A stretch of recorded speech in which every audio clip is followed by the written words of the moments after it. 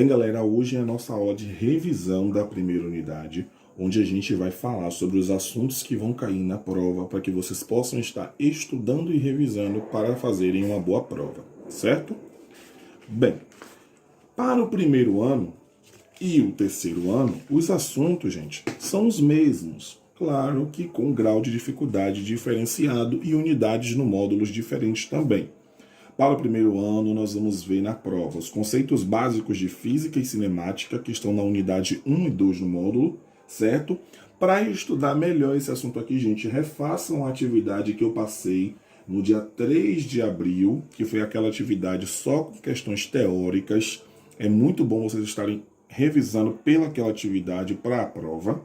Notação científica, aceleração e velocidade média, que são as unidades 3 e 4 do livro, e movimento uniforme, que é a unidade 5, ok? Então, movimento uniformemente variado, que foi o nosso último assunto, não vai cair na prova, certo? A mesma coisa para o terceiro ano. Os conceitos básicos, da física, que estão nas unidades 1 e 3, também recomendo para vocês, refaçam aquela atividade que eu passei no dia 3 de abril, que era para vocês conceituarem em termos da física. Aceleração e velocidade escalar média, que é a unidade 4 do módulo. Movimento uniforme, que é a unidade 6. E notação científica, que foi aquele primeiro assunto que a gente viu como uma revisãozinha básica, certo? Então vamos lá, notação científica. Notação científica, nós sabemos que é um método utilizado para calcular números grandes, certo? Como esses números que estão aqui embaixo. E nós sabemos que o A, que é o número que nós vamos estar calculando, precisa ser maior que 1 e menor que 10. Ou seja, se for um número menor que 1 e maior que 10, não é uma notação científica. Vezes o 10, que é o número que nós usamos para fazer a notação, elevado a n, que é o expoente da questão que a gente vai descobrir de acordo com a questão, certo? Exemplos aqui nós temos dois. 3,2 vezes 10 elevado a 5 é uma notação científica, porque ele é maior que 1 e menor que 10. 4,72 vezes 10 elevado a menos 3 também é uma notação científica, porque, novamente, é maior que 1 e menor que 10. Mas aí, o que é que faz acontecer para o expoente ser positivo ou negativo? É o que a gente vai ver nesses dois exemplos aqui e é o que a gente viu em sala de aula, ok? 370 mil. 370 mil. Como eu vou transformar esse número numa notação científica? Primeiro eu vou fazer a movimentação da vírgula para transformar ele em maior que 1 e menor que 10. Então, se não tem vírgula, a vírgula começa aqui, certo? E eu vou movimentá-la a quantidade de vezes necessária para o número ficar na faixa, certo?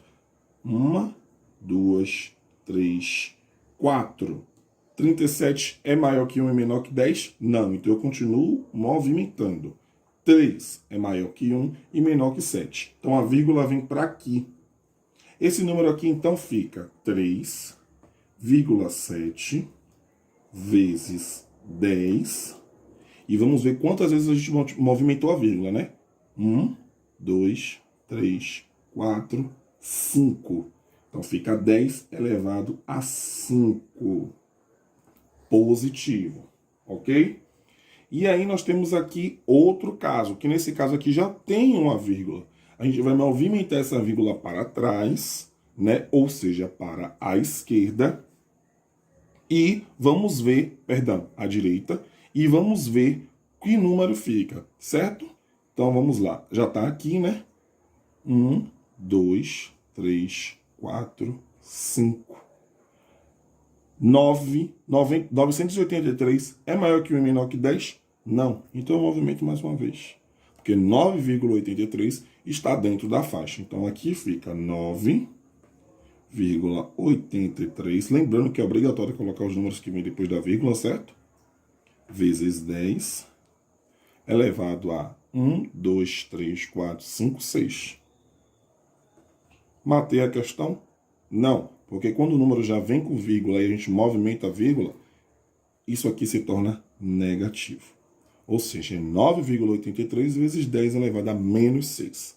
Não se esqueçam disso, porque isso aqui está na prova, ok? Aceleração escalar média. Nós temos lá a fórmula A é igual a ΔV sobre ΔT, onde ΔV é a variação da velocidade e ΔT é o intervalo de tempo.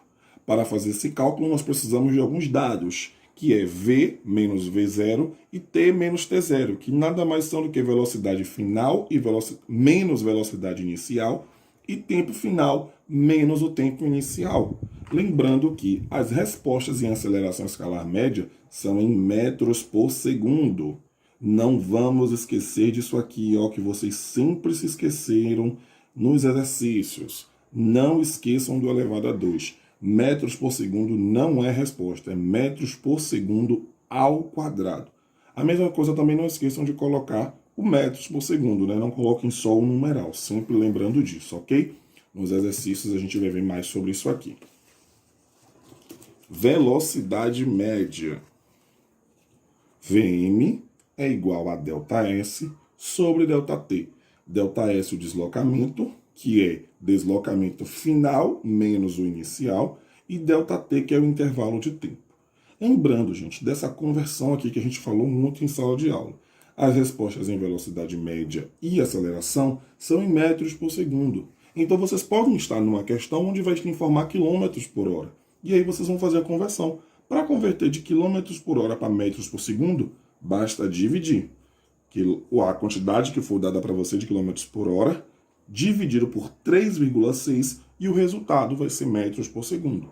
E para transformar metros por segundo em quilômetros por hora, basta multiplicar metros por segundo vezes 3,6, que o resultado vai dar em quilômetros por hora. Certo? Fizemos bastante isso em aula e é importante vocês lembrarem dessa conversão. E por fim, o assunto movimento uniforme.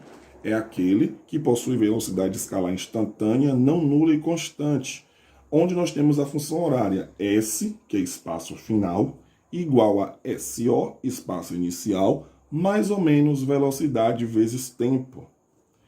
E é importante lembrar nesse assunto que quando V é maior que zero, o movimento é progressivo. E quando V, que nesse caso V é velocidade, for menor que zero, o movimento é retrógrado, ok? Então agora nós vamos fazer, a galera do primeiro e do terceiro ano, uns exercícios de revisão, ok? Esses exercícios de revisão estão em um link na descrição deste vídeo. Acessem o link, baixem a atividade, façam e me mandem para eu poder ter uma ciência de que vocês fizeram a atividade de revisão, ok? Bons estudos para vocês.